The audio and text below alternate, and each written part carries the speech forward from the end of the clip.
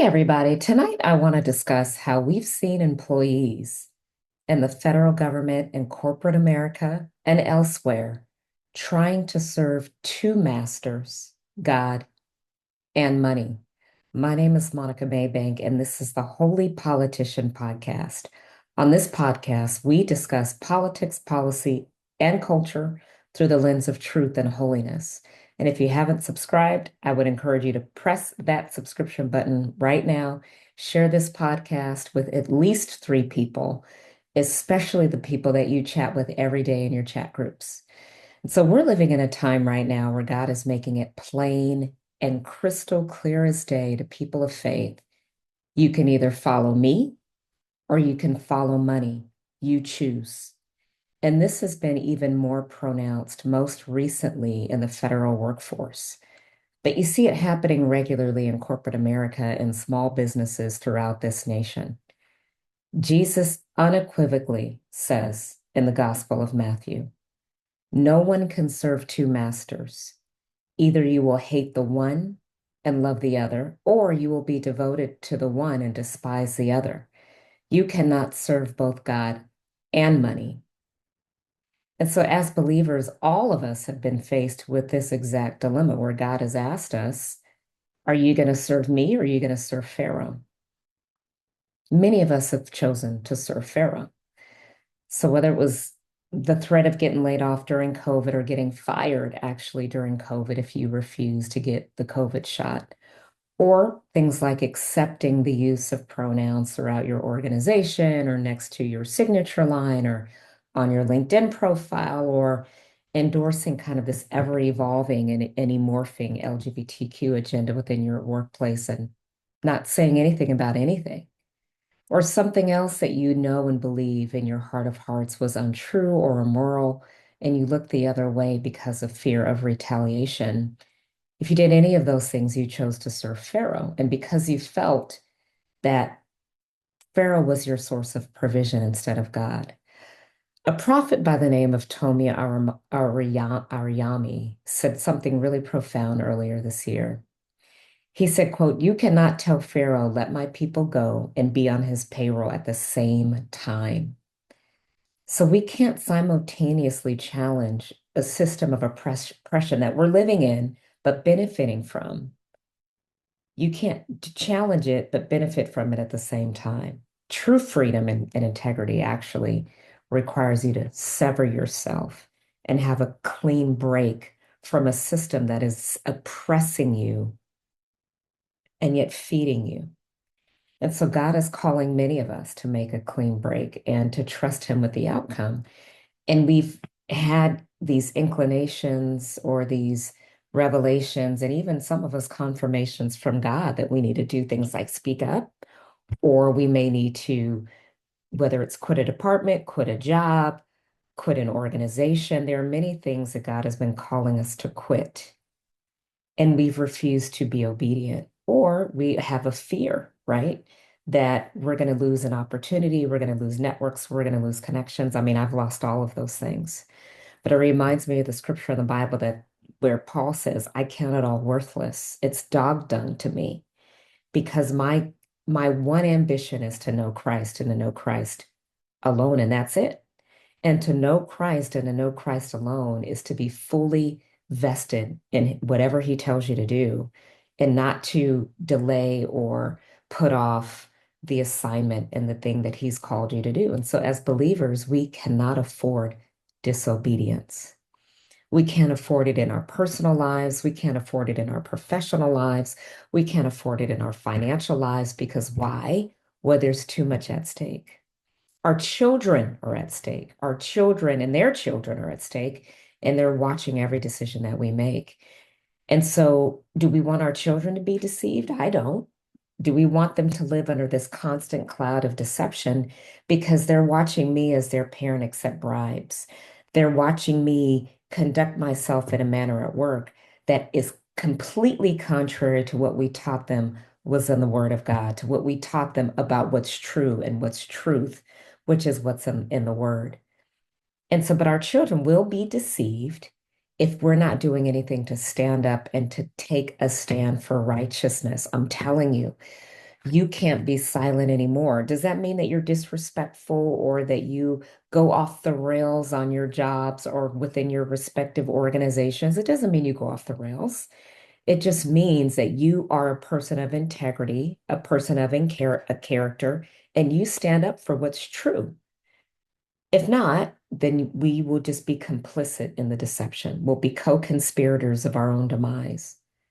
And we don't want to see the outcome of that. And so let's be honest. Many of us sat in jobs, including me, where people were told things like there's a gender spectrum and that they, them pronouns make sense when it comes to one singular individual. But it doesn't make logical sense. And it also doesn't make biblical sense, right? And so why are we tolerating things like this in our workplace? Just listen to how confusing this sounds. What is a woman? We know that Nicola Sturgeon can't answer that. We know Keir Starmer can't answer that. You're the British Prime Minister. What is a woman?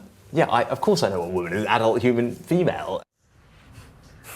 It's not difficult, is it, Angelica? I mean, that is what a woman is. I mean, I don't know why you're obsessed with defining it. Like, what is a man? Like, why do we need these arbitrary... A man is a male adult human. I mean, that's it. Right, OK. I don't know that we need these are just biological facts, but they're just facts. They're not arguable points, are they? Well, but I think we have a right to self-identify. And you said you want to... As what? If you'd like to be a woman, you can identify as a woman. I don't know why there is such an issue around... We've literally just seen a male rapist use that scam to get himself put into a female prison where he could attack vulnerable women inside a female prison, when even his ex-wife said it was all a scam. Which is a terrible, very distressing, isolated incident. And I think it's easy to take that and say that means that no one can identify as a woman. But and it's not an isolated incident, though. But it's 42% of trans-identifying prisoners in prison are in there for sex crimes. There's actually an advantage, evidently, to identifying as a female, because they never identify as male, because somehow male prisons seem less appealing to them. It's really weird.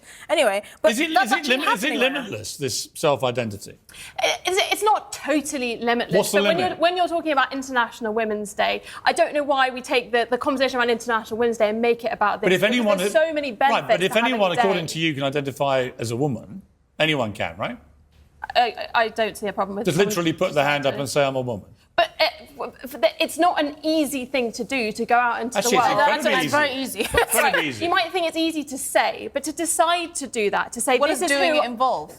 Whatever that person decides, but to go out into the world and say, I don't identify as perhaps the sex I was born as. So why can't I identify... OK, why can't I identify as a black lesbian? Well, firstly, I mean, it was... I'm serious.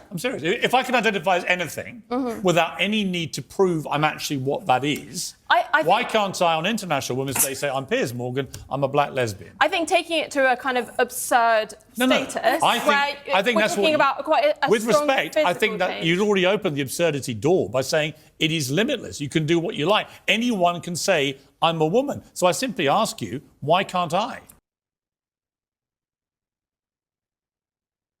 I mean, this is utter confusion. It's confusion, and we know it's confusion and delusion, and yet we permit it. Like, this is normal. This is not normal. It is very abnormal, but we've allowed this kind of mentality and conversation to creep into our conference rooms and our offices and our cubicles and our organizations and the neighborhood protests and everything that's happening in our community. We've allowed it to creep onto our ballot boxes. And yet we're acting like it's not happening. This is not normal. And we've allowed our mouths to be zip-tied. I want to empower you and encourage you, take the tie off your mouth. Speak the truth, but do it in love, but do it with conviction.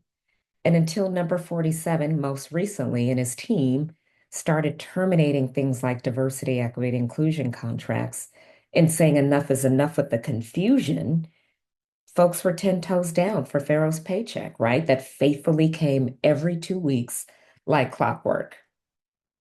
Job 36:18 says, but watch out, or you may be seduced by wealth. Don't let yourself be bribed into sin.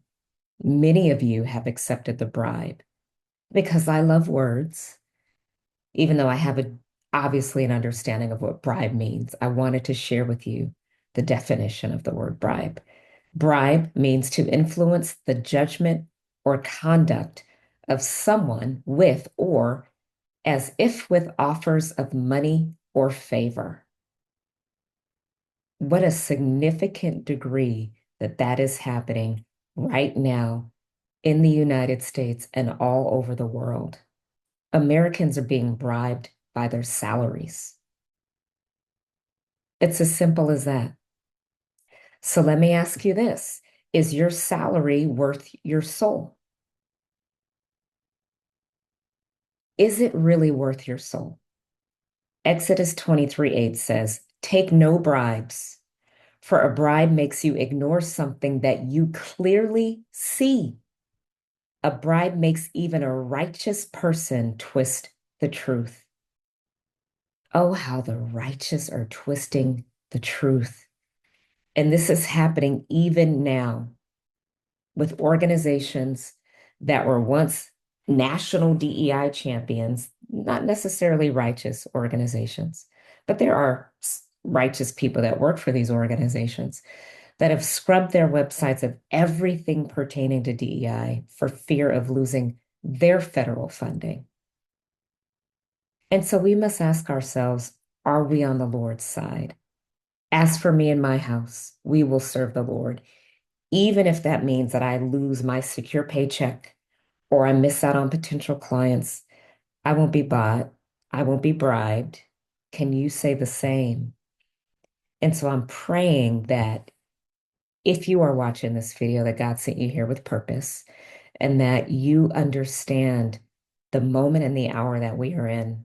We cannot afford disobedience. We cannot afford to be apathetic. We cannot afford to be lethargic as it concerns the things of God. If God is telling you to do something, do it. If he's warning you against something, listen, heed his voice. Heed whatever God is telling you to do in this season. Thank you for watching. I'm praying for you.